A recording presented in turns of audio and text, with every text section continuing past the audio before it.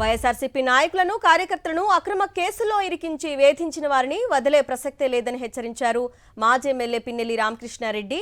కూటమి ప్రభుత్వం red book పాలన అమలు చేస్తూ రాజ్యాంగేతర శక్తిగా మారిందని మండిపడ్డారు.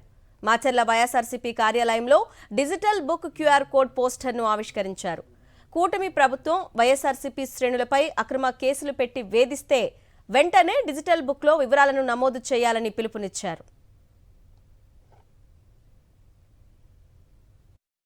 ఈరోజు అన్యాయానికి గురవుతున్న వైసీపీ కార్యకర్తలని రక్షించడానికి ఒక డిజిటల్ బుక్ రూపొందించడం జరిగింది. రాష్ట్ర వ్యాప్తంగా కూడా జిల్లా కేంద్రాల్లో నిన్న ఈ డిజిటల్ బుక్ని ఓపెన్ చేయటం, అలాగే ఈరోజు అన్ని నియోజకవర్గాల్లో రేపు మండల స్థాయిలో కూడా ఈ డిజిటల్ బుక్ని తీసుకుపోతూ ఉన్నాం.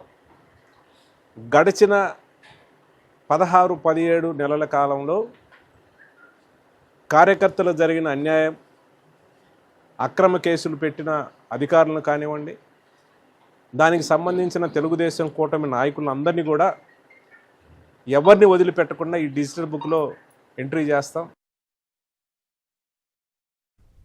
నంద్యాల జిల్లా బనగానపల్లె వైఎస్ఆర్సీపీ కార్యాలయంలో డిజిటల్ బుక్ క్యూఆర్ కోడ్ పోస్టర్ను మాజీ ఎమ్మెల్యే కాటసాని రామరెడ్డి ఆవిష్కరించారు. రాజకీయ కక్ష సాధింపు చర్యలకు పాల్పడుతున్న ఏ ఒక్కరిని విడిచిపెట్టమని హెచ్చరించారు కాటసాని రామిరెడ్డి. సమయం వచ్చినప్పుడు వడ్డీతో సహా తిరిగి చెల్లిస్తామన్నారు.